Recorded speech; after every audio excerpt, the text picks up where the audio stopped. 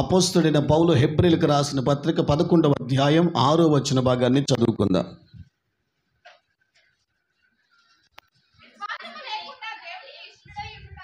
అసాధ్యము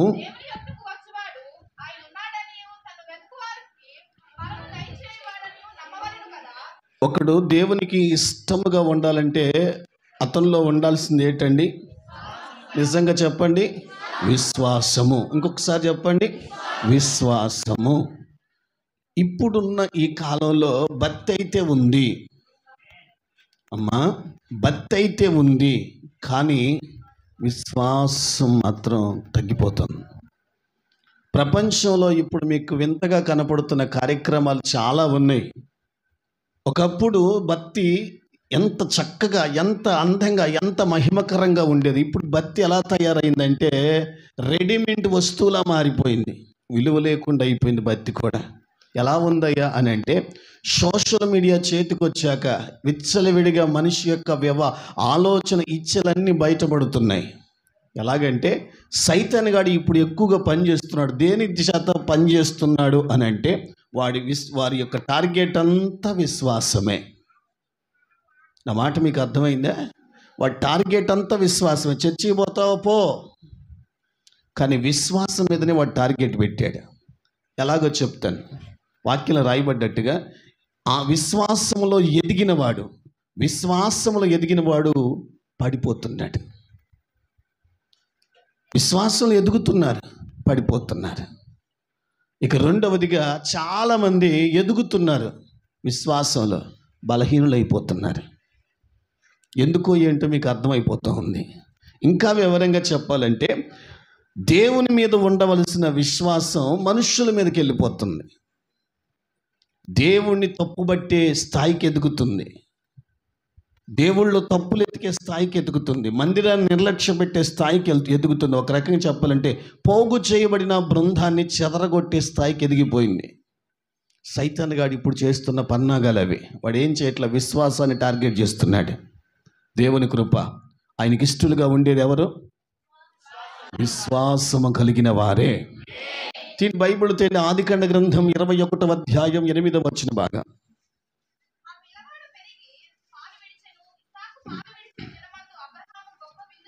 ఆ మాట మీరు విన్నారు కదా.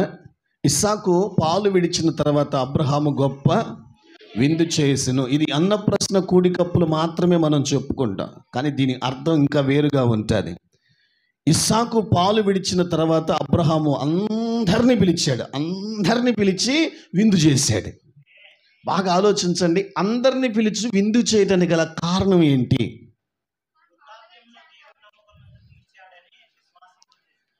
అర్థమైందా? సరే, హెబ్రీయులకు రాసిన పత్రిక 11వ అధ్యాయం 8వ వచన భాగం.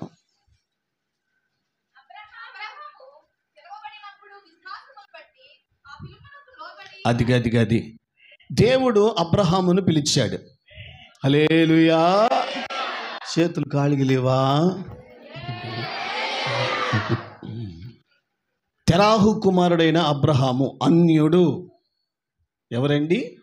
నేను ఒక అన్యుడిని, మీరు ఒక అన్యులు. అబ్రహాము కూడా అన్యుడే. బొమ్మల వ్యాపారం చేసుకునే ఒక అన్యుడు తెరాహు పెద్ద కుమారుడు.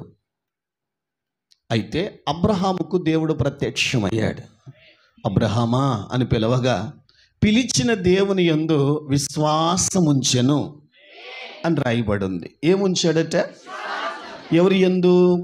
పిలిచిన దేవుని యందు విశ్వాసముంచాడు. దేవుని స్వరం విని ప్రభు మీద విశ్వాసం ఉంచిన అబ్రహాం గారు, దేవుడు ఏదో ఒక కార్యం చేస్తాడు, నాకు ఏదో ఒక రకంగా దేవుడే పలకరించాడంటే నాకు బాగానే ఉంటుంది కదా అని అనుకున్నాడు. దేవుడు అతనితో మాట్లాడుతున్నాడు. 12వ అధ్యాయం 1వ వచనంలో ఇలా అంటాడు. ఏమనంటే, అబ్రహామా అని పిలిస్తే అబ్రహాం ఏం చేయమంటావు ప్రభువా, ఏంటయ్యా అని అడిగితే అబ్రహాముతో దేవుడు మాట్లాడుతూ ఇలా అంటాడు, నీ స్వదేశమును విడిచిపెట్టాలి. హలో, ఏ విడిచిపెట్టాలి? నీ స్వదేశమును విడిచిపెట్టాలి. స్వదేశము అనగా సొంత ఊరు. యేసు ప్రభు వారు మాట్లాడాడు. ఆయన మీద విశ్వాసం కలిగి దేవుడు నాతో మాట్లాడాడని సంతోషపడ్డాడు. విచిత్రం ఏమిటంటే మాట్లాడిన దేవుడు ఎలా అంటున్నాడు, ఏమనయ్యా అని అంటే, అదిగో నీ స్వదేశమును విడిచిపెట్టాలి అని అంటాడు. అబ్రహాము దేవుని మీద ఉన్న విశ్వాసాన్ని బట్టి, బాగా గుర్తుపెట్టుకోండి, పిలిచిన దేవుని మీద ఉన్న విశ్వాసాన్ని బట్టి అబ్రహాము స్వదేశమును విడిచిపెట్టెను. నేను అడుగుతాను, యేసు ప్రభువును నువ్వు నమ్ముకున్నావు, ఒకవేళ ఆయన నీతో మాట్లాడి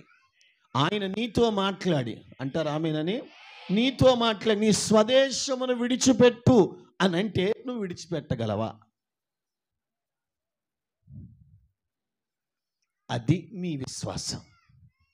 దేవుని అబ్రహాము విశ్వాసం వేరు అంటారు ఆమెనని.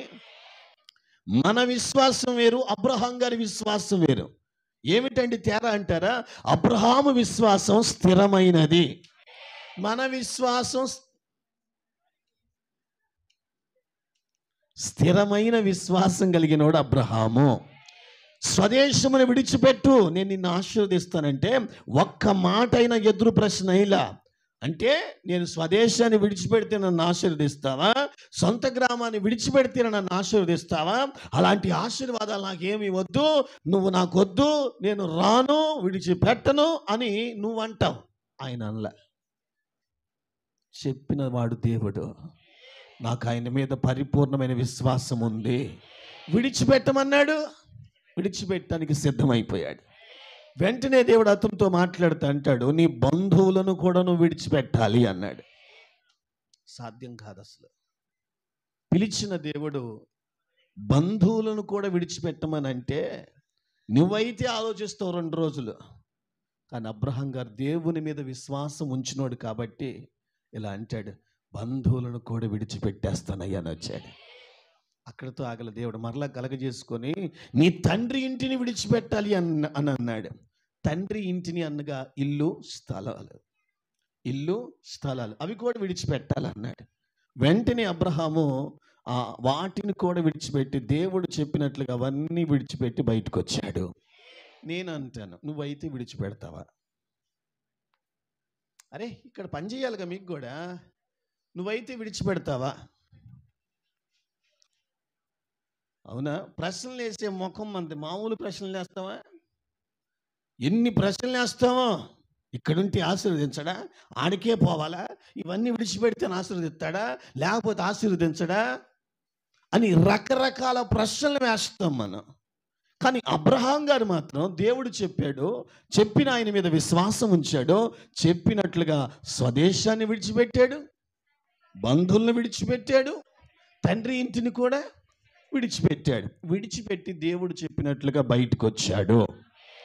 యేసు ప్రభుల వారు ఆయన పట్టబడబోతున్న గడియలో ఒలీవల కొండ మీద ఉన్నప్పుడు శిష్యులు ఆయన రాకకు సూచనలు అడిగిన కోణంలో ఓ సందర్భంలో యేసు ప్రభు వారు లూకాసు వార్త 18వ అధ్యాయం 8వ వచన భాగంలో ఈ రీతిగా మాట్లాడతాడు. ఒకసారి మీ బైబిల్ తెస్తారా?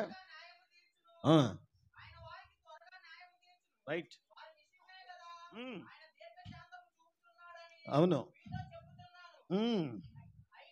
అయినను మనుష్య కుమారుడు వచ్చినప్పుడు ఆయన ఈ భూమి మీద విశ్వాసమును కనుగొనునా? ఆలోచించారా? ఈ రోజుల్లో భక్తి ఉంది, స్థిరమైన విశ్వాసం లేదు. హలో, భక్తి చేసేవాళ్ళు ఎక్కువ అవుతున్నారు, కానీ ప్రభు మీద స్థిరమైన విశ్వాసం లేదు, ఉండట్లేదు. ఇక్కడ యేసు ప్రభుల వారు అంటాడు, నేను 2వ రాకడలో వచ్చినప్పుడు, ఈ భూమి మీదకి నేను వచ్చినప్పుడు ఆ విశ్వాసమును కనుగొందునా? హలో, ఆ విశ్వాసమును కనుగొందునా అని యేసు ప్రభుల వారు అన్నాడు. ఏమిటి దాని అర్థం? ఏంటంటే ప్రభు రాక వచ్చే గడియలో స్థిరమైన విశ్వాసం కలిగిన వాళ్ళు ఉందురా. అబ్రహాము లాంటి వాళ్ళు ఉంటారు. దేవునికి స్తోత్రం. సరే, ఏమిటండి అబ్రహాం గారి విశ్వాసం గొప్పది అని మీరు అంటున్నారు కదా, ఏమిటి అతని విశ్వాసం గొప్పది ఎలా చెప్పగలం? చెప్తాను, బైబిల్ తీయండి. ఆదికాండ గ్రంథం 12వ అధ్యాయం 4వ వచనంలో అబ్రహాము ఏ వయస్సులో ఉండగా దేవుడు పిలిచాడంటే 75వ సంవత్సరమున. ఎన్ని సంవత్సరాలండి? 75వ సంవత్సరమున అబ్రహాము గారిని దేవుడు పిలిచి, నేను నిన్ను ఆశీర్వదిస్తాను బాబు, బయటికి రా, నేను చెప్పినట్లు చెయ్యి, నీ ద్వారా భూప్రపంచం దీవెనకరంగా మారినట్లుగా నేను చేస్తాను. ఇసుక రేణువులు చూపించాడు, భూ సంబంధమైనటువంటి వారసత్వం ఉంటుందని. ఆకాశ నక్షత్రాలను చూపించాడు, పర సంబంధమైన ఆత్మ సంబంధమైన సంతతి నీకు ఉంటుందని దేవుడు అతనితో మాట్లాడి అక్కడ అంటాడు కదా, 75వ సంవత్సరంలో అతన్ని పిలిచాడు. ఎన్నో సంవత్సరమా? అతనికి పిలిచినప్పుడు ఎంత వయసు అండి? 75వ సంవత్సరం. ఆదికాండం 16:16 మీరు చదివితే, ఇస్మాయేలు పుట్టినప్పుడు, హాగరు ద్వారా ఇస్మాయేలు పుట్టినప్పుడు 87 సంవత్సరాల వయసు అతనికి. ఎన్ని సంవత్సరాలండి? 87 సంవత్సరాల వయసు. నోరిప్పితే బాగుంటుంది కదా. ఎన్ని సంవత్సరాలు? పిలిచినప్పుడు ఎన్ని సంవత్సరాలు? ఇస్మాయేలు పుట్టినప్పుడు ఎన్ని సంవత్సరాలు? బాగా చెప్పారు. 17వ అధ్యాయం 1వ వచనం మీరు చదివితే, 99 సంవత్సరాల వయసు కలిగినప్పుడు అబ్రహాముతో సూటిగా మాట్లాడి, నీ గర్భములో నుంచి శారా ద్వారా వారసుడు రాబోతున్నాడు, అతనికి ఇస్సాకు అని పేరు పెట్టు, అతని ద్వారా నిబంధన చేస్తాను అని అన్నాడు. ఎన్నో సంవత్సరం? 99వ సంవత్సరంలో. బాగా గుర్తెట్టుకోండి. ఆదికాండం 12వ అధ్యాయం 8వ వచనం వచ్చేసరికల్లా 100 సంవత్సరాలు, 100 సంవత్సరాలు వచ్చాక ఇస్సాకు పుట్టాడు. ఎన్ని సంవత్సరాలకి? ఇస్సాకు పుట్టాడు. బైబిల్లో రాయబడ్డట్టుగా 75వ సంవత్సరంలో పలకరించి పిలిచిన దేవుడు 100వ సంవత్సరంలో అబ్రహాముకు ఇస్తానన్న వాగ్దానాన్ని నెరవేర్చి గర్భఫలాన్ని ఇచ్చాడు. అప్పటి నుంచి తన నిబంధనను కొనసాగించాడు. నాకు ఆన్సర్ చెప్పండి, ఎన్ని సంవత్సరాలు పట్టింది? లెక్కల్లో వీక్ అనుకుంటా. ఎన్ని సంవత్సరాలు? అరే ఏం డౌట్లా, మా 70 అయినా? లెక్కే కదా అడిగింది. ఎన్ని? 25 సంవత్సరాలు.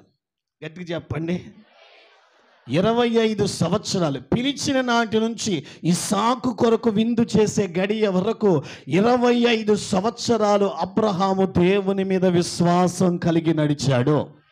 విశ్వాసం అని అంటే స్థిరమైన విశ్వాసం, తాత్కాలికమైంది కాదండి, స్థిరమైన విశ్వాసం.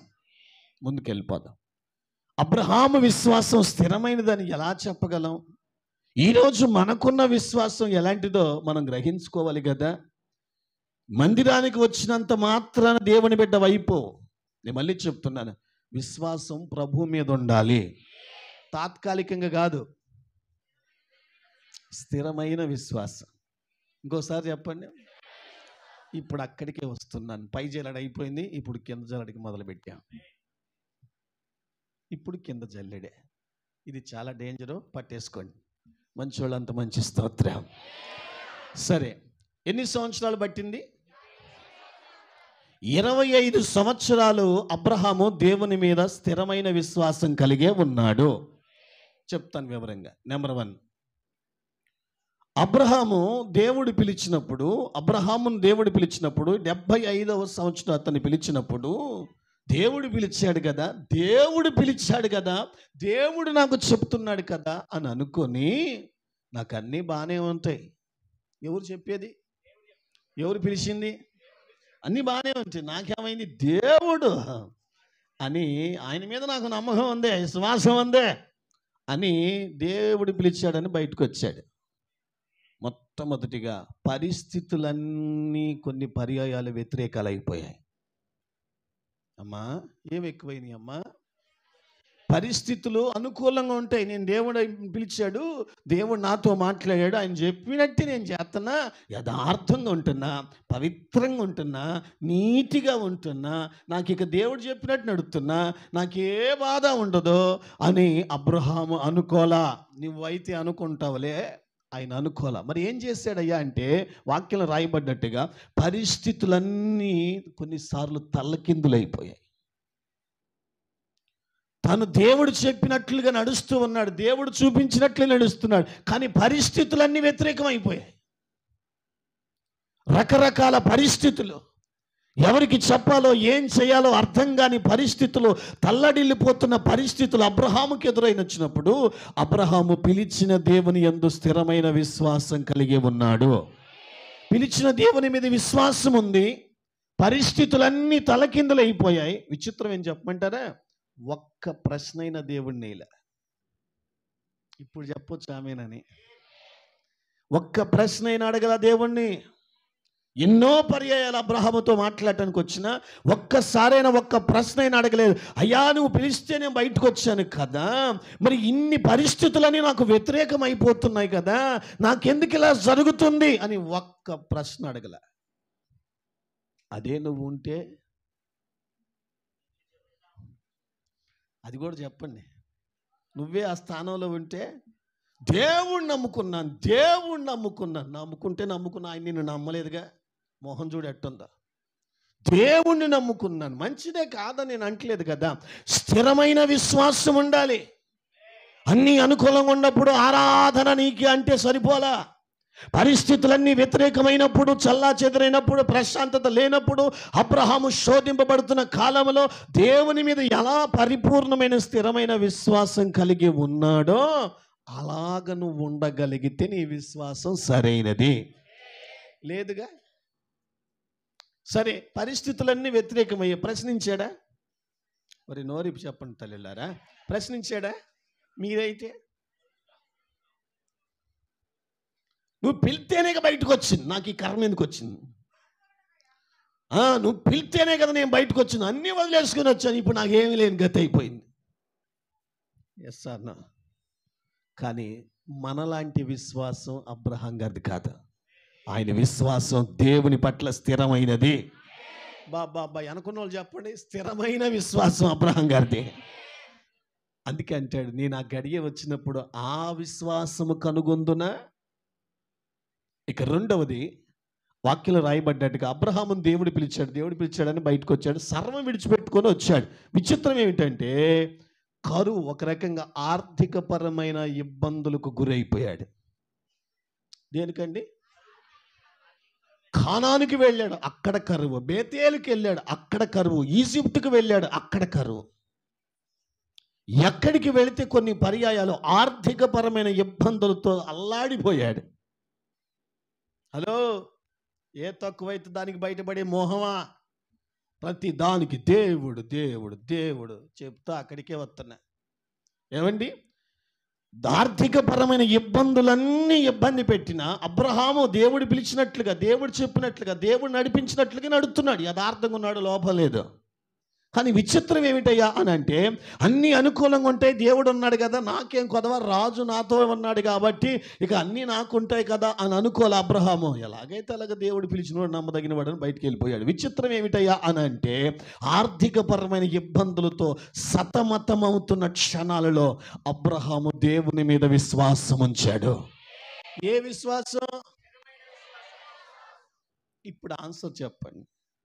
ఆర్థికపరమైన ఇబ్బందులు ఉక్కిరి బిక్కిరి చేస్తుంటే ఎక్కడికి వెళితే అక్కడ కరువుతో అలమటిస్తూ, ఆకలి దప్పికలతో అల్లాడుతూ, ఈ ఊరు కాదంటే ఆ ఊరు, ఆ ఊరు కాదంటే మరొక ఊరు, తట్టా బొట్టా సర్దుకొని బయలుదేరి వెళతా ఉంటే అబ్రహాముకు బాధ కలగదంటారా? ఏదో ఒకటి చెప్పండి. కానీ ప్రశ్నించాడా?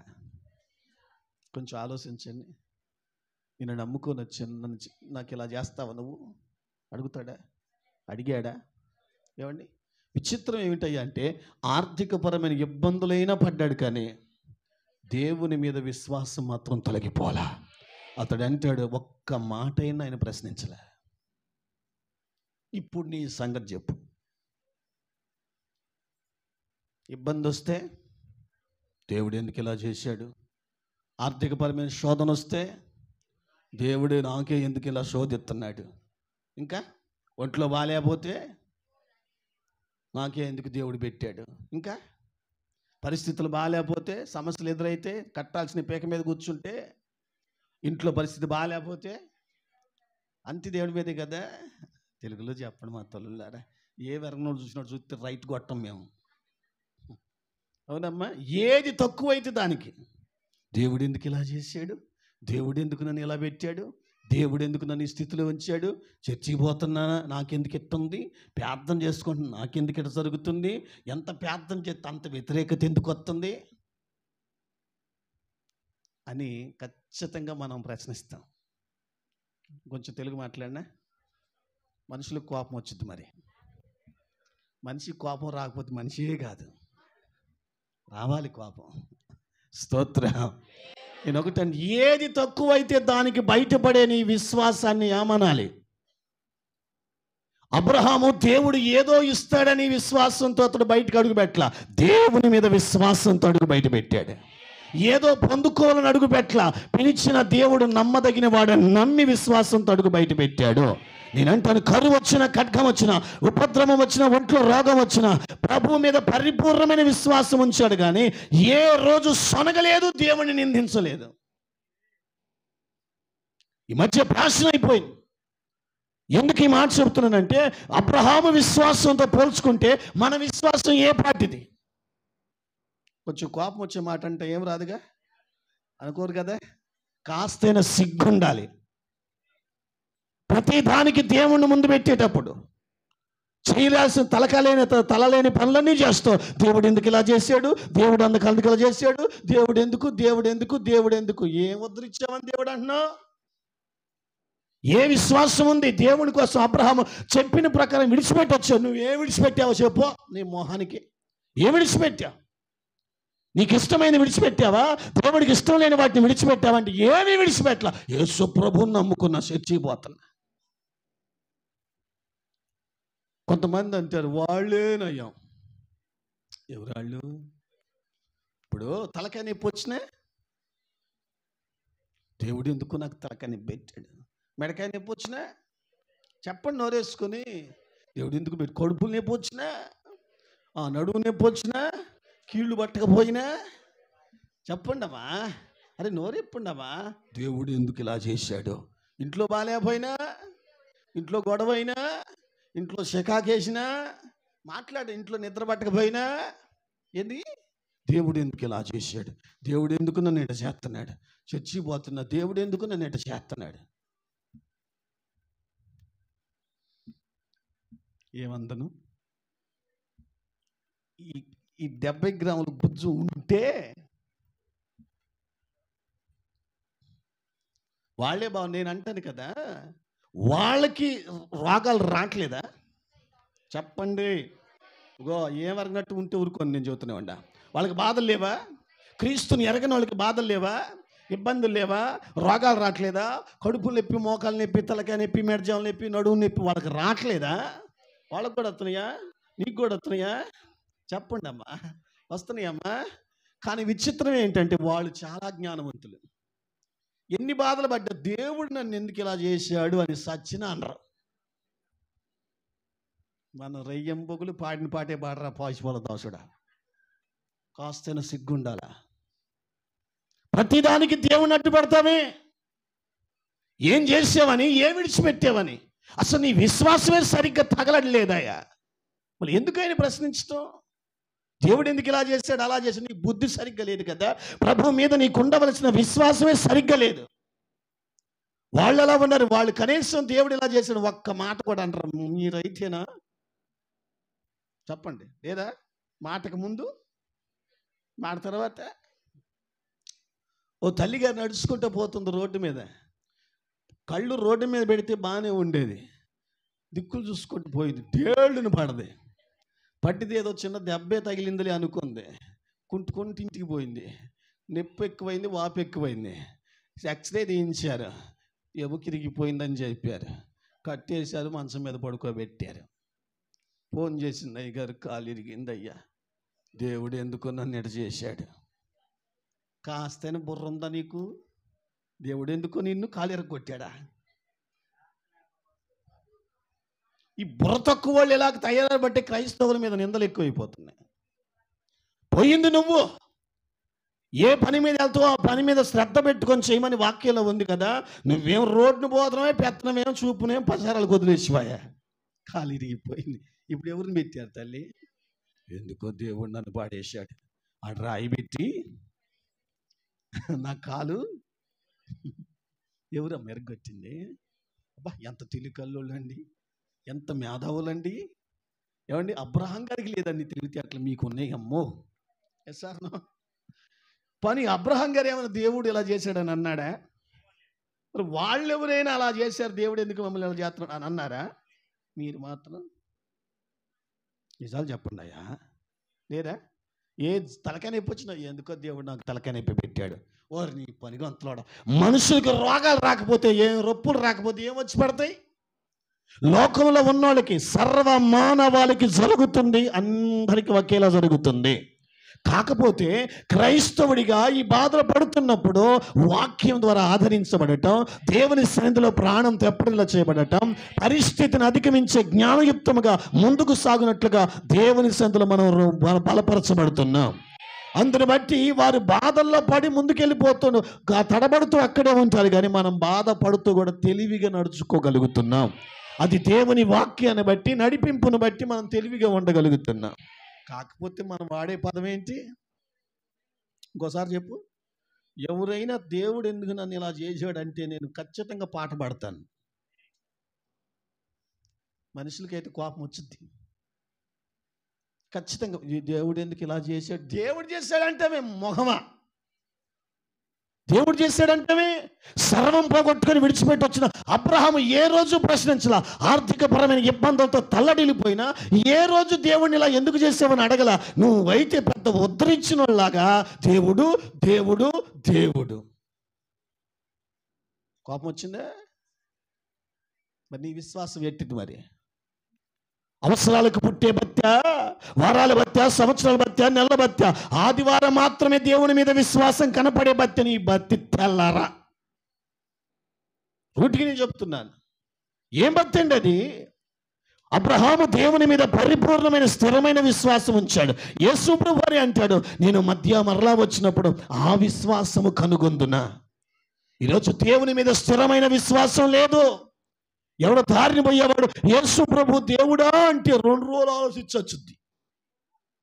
బైబిల్ చదివి వస్తేనేగా, కాస్తైనా వాక్య జ్ఞానం ఉంటేనేగా. గొర్రెలు ప్రతిదాన్ని నమ్మినట్లుగా మీరు కూడా నమ్ముతున్నారు. అసలు నమ్మేవాళ్ళు ఉన్నారు, తల తినేవాళ్ళు ఉన్నారు. పిచ్చోళ్ళు పిచ్చి ప్రశ్నలనే వేస్తారు. వాక్యపు లోతు తెలియదు, విశ్వాసంలో స్థిరమైన విశ్వాసం తెలియదు, అవి ఏమీ తెలియదు. గాలికి వచ్చే మాటలు పట్టుకొని ఊగులాడుతుంటారు మరి కొంతమంది. ఈరోజు క్రైస్తవులు ఎక్కువగా విశ్వాసంతో నిలబడిన వాళ్ళు ఎందుకు బలహీనం అవుతున్నారు విశ్వాసంలో చెప్పన? దేవుడిని తప్పుపట్టే స్థాయికి, దేవుని ప్రశ్నించే స్థాయికి విశ్వాసంతో ఎదుగుతున్న వారిని చెడగొట్టడానికి సైతాన్గా టార్గెట్ చేశాడు. నేను మళ్ళీ చెప్తున్నాను, ప్రభు రాకడొచ్చేంత వరకు మన విశ్వాసం ప్రభు మీదనే నిలిచి ఉండాలి. మంచి వాళ్ళంత మంచి స్తోత్రం. అన్నీ ఉన్నప్పుడే దేవుని మీద విశ్వాసం కాదు.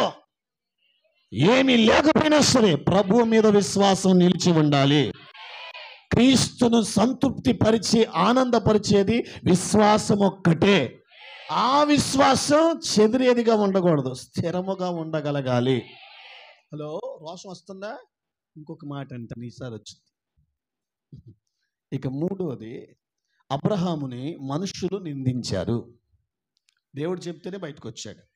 నేను నీకు గర్భఫలం ఇస్తానయ్యా, నిన్ను ఆశీర్వదించువారు నేను ఆశీర్వదిస్తాను, నీ గర్భఫలాన్ని నేను దీవిస్తాను అని దేవుడు చెప్పాడు. చెప్పిన వెంటనే అబ్రహాము సమస్తం విడిచిపెట్టుకొని బయటకు వచ్చాడు. విచిత్రం ఏమిటయ్యా అంటే 25 సంవత్సరాల వరకు మనుషుల చేత అబ్రహాము గారు నిందించబడుతున్నాడు.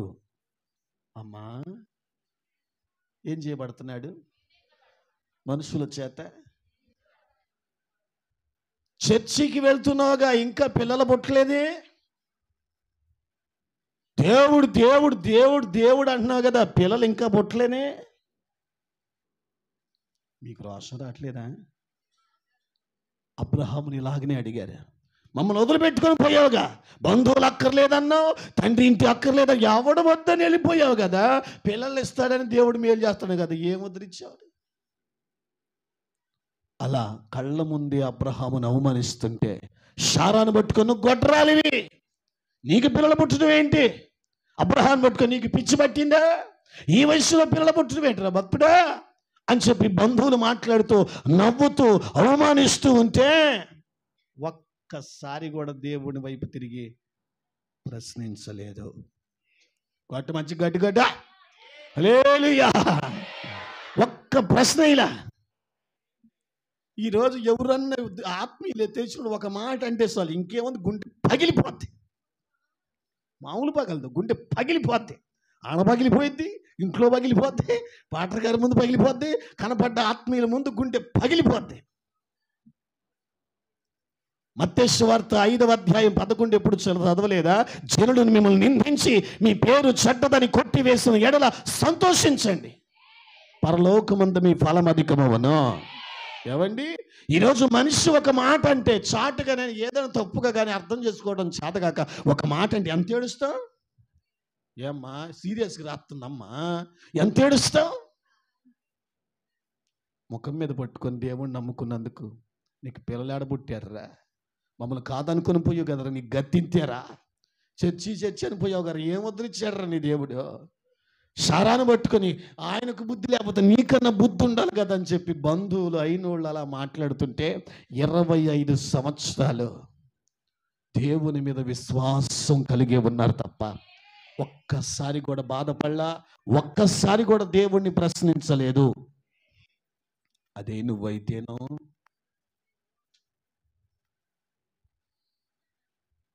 ఏందమ్మా అంత సీరియస్గా చూస్తున్నారు? అయితే నువ్వైతేనో కదా, ఇక ఏడుపు మొదలు పెట్టింది, కుండ పగిలిపోవాల్సిందే, నీళ్లు గుమ్మరించినోడు కుమ్మరించిపోవాల్సిందే. ఎంత ఎడుతారనుకుంటున్నావు ఆ టైంలో? ఆ ఏడిపోయిన 2 రోజులు ఉండదు, ఒక్కరోజే. ఆ కాసేపే ఏడిచేది, కుండ పగిలిపోద్దిగా.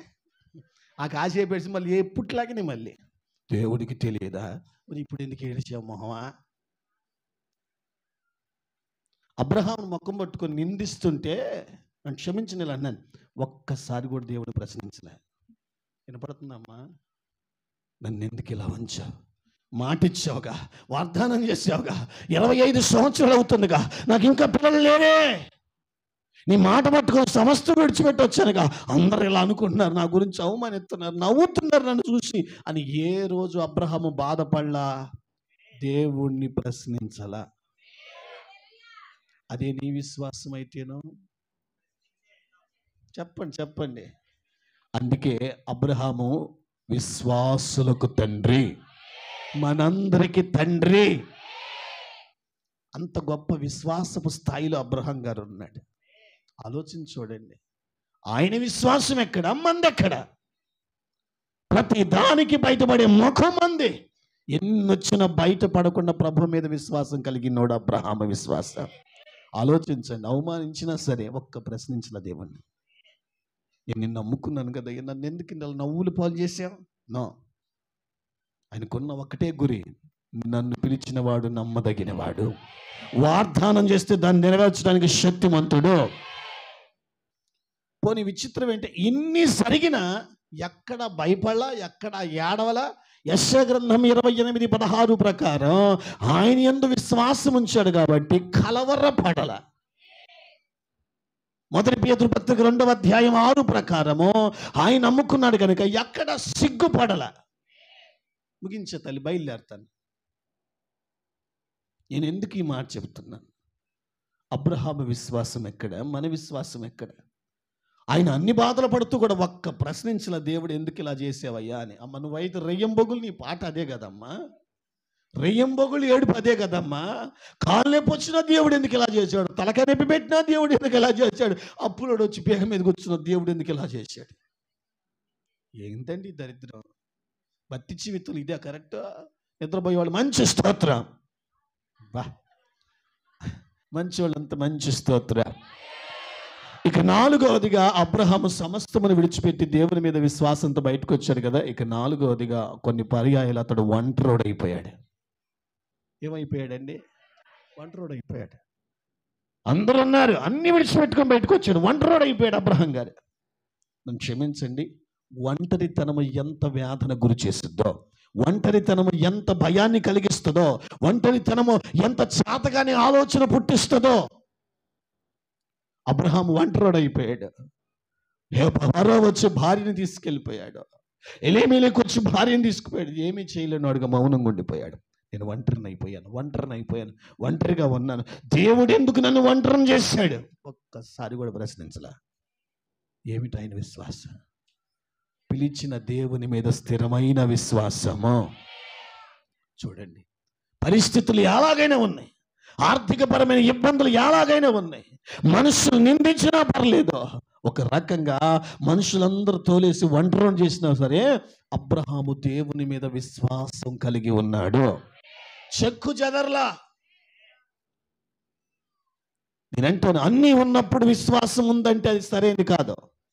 మొదటి పేతురు పత్రిక 1వ అధ్యాయం 7వ వచనములో రాయబడి ఉంది, నశించిపోతున్న సువర్ణము శుద్ధి చేయబడుతుంది కదా, అమూల్యమైన మీ విశ్వాసము ఈ శోధనల చేత ఇబ్బందుల చేత మీ విశ్వాసం శోధింపబడుతుంది అంటాడు. చదువుతారా? అవును, శుద్ధ సువర్ణం అవుతుంది కదా.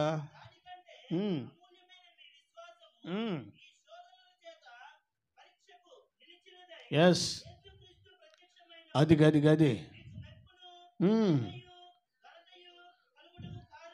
కలుగుటకు కారణము స్థిరమైన విశ్వాసమే. రోమపత్రిక 4వ అధ్యాయం 20-21 వచ్చిన భాగాలు. ఆ మాటలు చివరికి వచ్చాయి. సరిగ్గా చూడనా? కరెక్టే, చదవండి. దేవుని వాగ్దానమును గుర్చి సందేహింపగా దేవుని మహిమపరిచి, ఆయన వాగ్దానం చేసిన వాడు నెరవేర్చుటకు హల్లెలూయా, వాగ్దానం చేసిన వాడు సమర్థుడు అని బలహీనపడే పరిస్థితుల్లో కూడా అబ్రహాము బలం పొందుకున్నాడట. నా దేవుడు ఉన్నాడు, పిలిచిన దేవుడు ఉన్నాడు, ఆయన నన్ను సిగ్గుపరచడు, పిలిచిన దేవుడు ఉన్నాడు, సిగ్గుపరచడు అని చెప్పి 25 సంవత్సరాలు, ఒక్కరోజు కాదమ్మా, 25 సంవత్సరాలు అబ్రహాము విశ్వాసం దేవుని మీద పెట్టుకొని ఎన్ని వచ్చినా ప్రభు మీద మాత్రం విశ్వాసం పోగొట్టుకోలే. అందుకే అబ్రహాము విశ్వాసం గొప్పది. విశ్వాసం లేకుండా దేవునికి ఇష్టడే ఉండుట. మరి నాకు ఆన్సర్ చెప్పండి. ఇప్పుడు మన విశ్వాసము ఆలోచించు. మరి నీ విశ్వాసము? ఇప్పుడు యోబు గారి భార్య, యోబు గారు ప్రార్థన చేస్తుంటే యోబు గారి భార్య ప్రార్థన చేయదా? ఏం సీరియస్ చూస్తున్నారు? భర్త చేస్తే భార్య అదే కదని చేసేది. అరుణోదయం లేసి ఒక్కొక్కరి నిమిత్తం బళ్ళు అర్పించడానికి యోబు గారు లెగిస్తే యోబు గారితో పాటు పని చక్క చేసి అన్ని రెడీ చేసి పెట్టింది. విచిత్రం ఏంటంటే ఇద్దరు దేవుడిని ఆరాధించారు, ఇద్దరు దేవుడిని బలిపీఠంలో పిల్లల కోసం బలులు అర్పిస్తూ ప్రార్థన చేస్తూ వచ్చారు. విచిత్రం ఏంటంటే సర్వం పోయినప్పుడు యోబు విశ్వాసం స్థిరంగా ఉంది. అదే సర్వం పోయినప్పుడు యోబు భార్య ఏమంది? ఇప్పుడు ఎవరి విశ్వాసం గట్టిది? ఆ రెండిట్ల మంది ఇప్పుడు ఏది? సందేహమేలా? అదే కదా. పెట్టినప్పుడేమో గొప్పోడు యేసు ప్రభు, గొప్పోడు, రోగం తగ్గిపోయింది యేసు ప్రభు, హాస్పిటల్ బాని కూడా చేశాడు, గొప్పోడు. అబ్బా, ఈ గొప్పలదే అల్లారిపోను. అదే రోగం కొంచెం ఎక్కువైతే, కొంచెం ప్రార్థన చేసిన పేరాయలు 2 ఎకరాలు 2 కేజీలు రాసిన తగ్గకపోతే చెప్పండి, అప్పుడు ఈ మాట అంటావా? ఈ మాట అనగలగటమే స్థిరమైన విశ్వాసం. యోబు ప్రాణ స్నేహితులు అతను తప్పుపట్టిన మాట వాస్తవమే. యోబును చూసి ఒక పర్యాయం అనుకున్నారు. యోబు గ్రంథం 21వ అధ్యాయం 5వ వచనంలో యోబు మాట గురించి నోటి మీద ఏలేసుకున్నారంట. యోబును ఒక మాట అంటానికి నోటి మీద వేలేసుకున్నారు. అతని విశ్వాసానికి ఆశ్చర్యపడ్డారు. నోటి మీద వేలేసుకున్నారు. అదే యోబు గ్రంథం 38:15లో కూడా ఒక్క మాట అయినా అనలేకపోయారంట యోబుని. అతని విశ్వాసాన్ని చూసి ఏమీ అనలేకపోయారట. నా ప్రియమైన వారులారా, మీరు ఆలోచించాలి. అబ్రహాము ఇస్సాకు పాలు విడిచినప్పుడు గొప్ప గొప్ప విందు చేసాను. విందు చేసి ఆ రోజున ఇస్సాకుకు విందు చేసే గడియలో అందరినీ పిలిచాడు. 25 సంవత్సరాలుగా ఎక్కడ ఏ స్థలాల్లో ఎవరి చేత గాయపరచబడి అవమానించబడి నిందించబడ్డామో అన్ని వారిని అందరినీ పిలిచాడు. హలో, అందరినీ పిలిచాడు. అందరిని పిలిచి అందరూ విందుకు వచ్చారు. అందరూ అబ్రహాము ఆశీర్వదింపబడ్డాడట్రా. వృద్ధుడైనటువంటి ఇద్దరికి బిడ్డ పుట్టాడట్రా. ఊరి వింతగా ఉందిరా, ఒకసారి చూద్దాంరా అని చెప్పి అందరూ తండోపతండాలుగా వస్తే ఆ అందరి ముందు ఇస్సాకుని ఇలా పైకెత్తి పట్టుకొని, ఇదిగో నా దేవుని మీద నాకున్న విశ్వాసం. అన్నోళ్ళందరూ సిగ్గుతో తలదించుకున్నారు. నా దేవుని గొప్పతనాన్ని చూపించాలి, నిందించిన వారి నా దేవుడు ఎంతటి వాడు తెలియచేయాలి. 25 సంవత్సరాలు నేను అనుభవించిన బాధ, దేవుని మీద ఉన్న విశ్వాసం క్రియల్లో అందరికీ చూపించాలని కొడుకుని ఎత్తి పట్టుకొని అందరికి చూపిస్తూ, ఇదిగో నా దేవుడు నాకు ఇచ్చిన స్థిరమైన బహుమానము. సాధ్యం కానిది సాధ్యం చేశాడు. నేను ఒకటి అంటాను, అబ్రహాము విశ్వాసం స్థిరమైనది. మరి నీదో? కొంచెం గట్టిగా చెప్పండి. సరే, చర్చి పోయే వాళ్ళకి గవర్నమెంట్ నుంచి ఏది రాదు అని అంటే, నిజమైన విశ్వాసులు ఇప్పుడు మాట్లాడి పెన్షన్ రాదు, ప్రభుత్వం నుంచి ఏవి రావు చట్టపరంగా అని అంటే, ప్రభు కోసం వచ్చేది ఎంతమంది? మాట అంటే ఊరుకోను, క్రియల్లో చూపించే దమ్ము ఉండాలా. నోరే కదా వాగెత్తి అయిపోయింది అనుకుంటున్నారా? ఆలోచించే చెప్పండి. రాయితీలేవి రావు చర్చికి పోయేవాళ్ళు, కానీ గవర్నమెంట్ వాళ్ళు బిల్లు పాస్ చేస్తే చర్చికి వచ్చేది ఎంతమంది? మన క్రైస్తవులు 8%, 7% అంటారు. నాకు తెలిసి 2% కూడా ఉండరు ఆ దెబ్బకి. నేను చెప్పగలను. ఏమండి, నిజమైనా? ఏం రాకపోయినా అన్నీ తీసేసినా, ఏ ఆధార్ కార్డు పెన్షన్ చెప్తున్నా, వస్తే మాత్రం వదులుతామా? వదిలేస్తారా? దేనికోసమో దేవుణ్ణి వదులుకుంటారా? దానికోసం.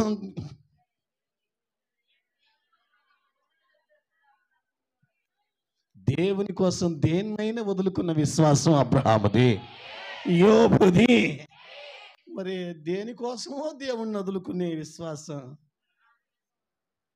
కాస్తైనా ఉండాలి అనటానికి. స్థిరమైన విశ్వాసం. పరిస్థితులు ఎవరికి అనుకూలంగా ఉండవు, కానీ ప్రభువు మీద నీకు విశ్వాసం ఉండాలి. 25 సంవత్సరాలు బాధపడ్డ అబ్రహాం గారు ఒకటి అంటాడు, వాగ్దానం చేసిన వాడు దాన్ని చేయటానికి సమర్థుడు.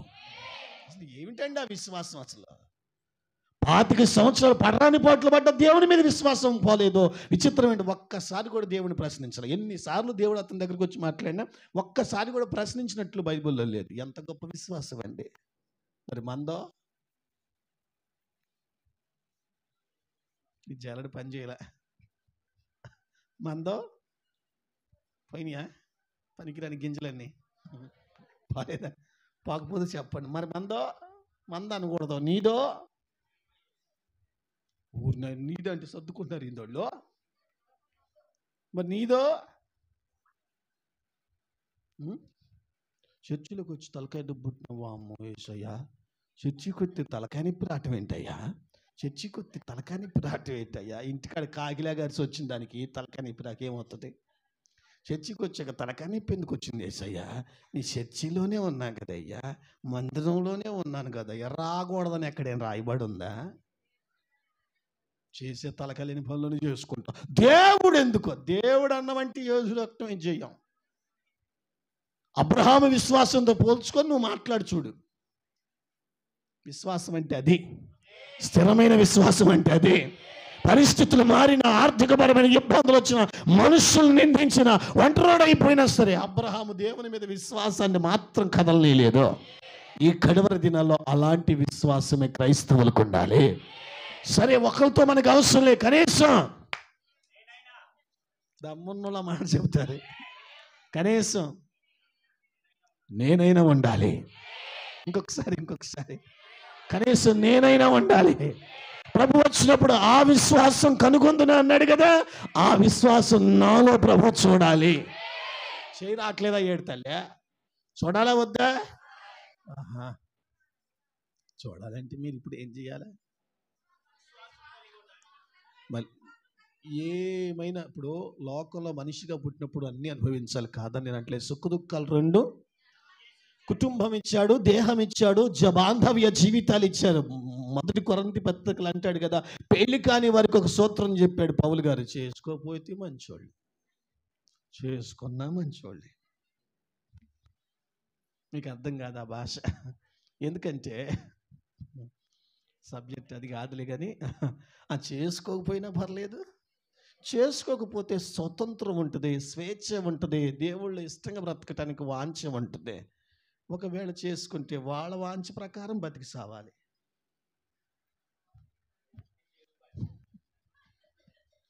మీకు అర్థం కాదులే. పాప అలా నళ్ళండి, దేవుని కృప. కానీ ఒకటే బాధ, ఏదొచ్చినా దేవుడు అన్నమాట అన్నమాట. నీ విశ్వాసం సరైందేనా అయితేనే మాట్లాడు, నీకు నువ్వే 100 మార్కులు వేసుకొని రైట్ కొట్టుకొని అయ్యా యేసయ్య నాకెందుకు ఈ కర్మయ్యా అనొద్దు. దేవుని త్రాసులు మనం తేలిపోతాం, జాగ్రత్త పడదుము గాక. మళ్ళీ చెప్తున్నా, అబ్రహాము విశ్వాసం స్థిరమైంది. ఒక్క రోజు కూడా ఒక్క ప్రశ్న ఇలా, రెయ్యంబగళ్ళు నువ్వు ప్రశ్న వేస్తున్నావు, నిన్ను ఏం చేయాలి అంటున్నాను. ఏది తక్కువైతే దానికి ప్రశ్న, ఏది వ్యతిరేకం వచ్చిన దానికి ప్రశ్న, ప్రతి దానికి ప్రశ్న. దేవుడు బుద్ధి ఉండొద్దు. నా విశ్వాసం దేవుని మీద స్థిరంగా ఉందా? అన్నీ ఉన్నప్పుడు ఉంటుంది, ఏదైనా వ్యతిరేకం వచ్చినప్పుడు దేవుని మీద విశ్వాసం తొలగిపోతుంది. ఇది స్థిరమైన విశ్వాసమా? ప్రాణం పోయిన విశ్వాసం తొలగకూడదు, అది స్థిరమైన విశ్వాసం.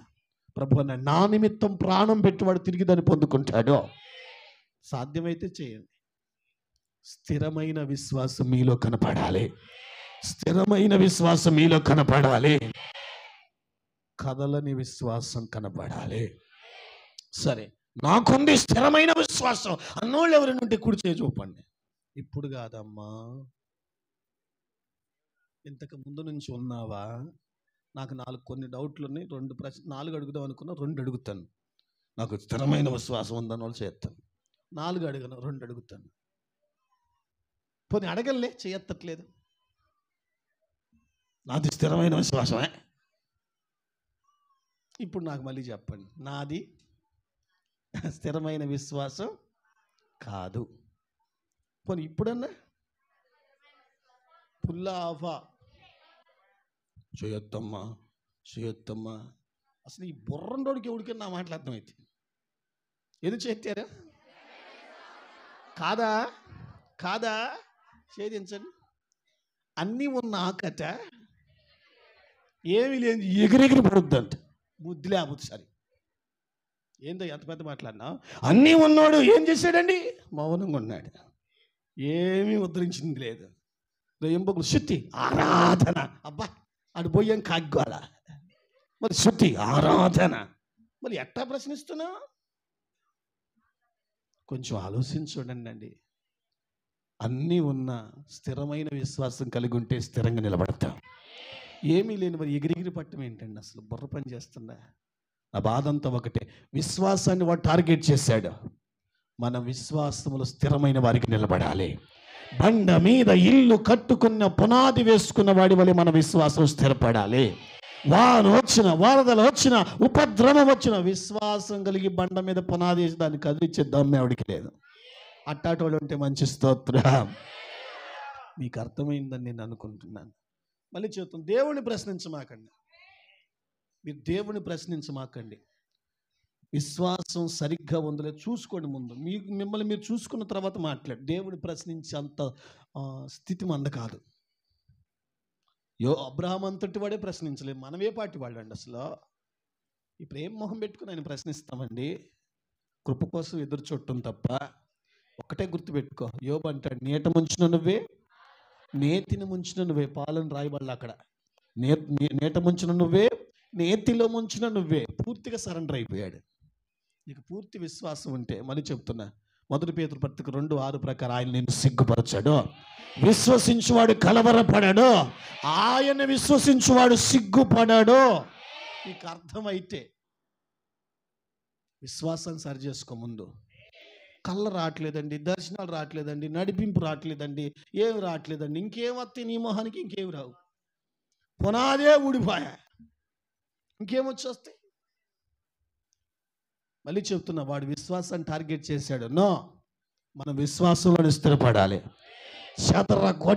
చెదర పడని విశ్వాసం కలిగి మనం నిలుచుదాము గాక. నాకుంది ఆ విశ్వాసం, మరి మీకు ఏందో సౌండ్ తగ్గింది. స్థిరమైన విశ్వాసం కలిగి ఉండాలి. కడపటి వారు మొదటి వారు అగుదురు అన్నారు. స్థిరమైన విశ్వాసం కలిగి ఉండాలి. ఏదైనా జరగనే ఆ విశ్వాసం, స్థిరమైన విశ్వాసం నీకుంటే ఎక్కడ నేను తలదించనివ్వడం, సిగ్గుపడనివ్వడు. నా దేవుడు సమర్థుడు. మీకు అర్థమైందని నేను అనుకుంటున్నాను. దయచేసి సరి చేసుకోండి, ప్రశ్నించమాకండి. దేవుడు అసలు ఆ మాట రాకూడదు. దిద్దుకుందాము గాక.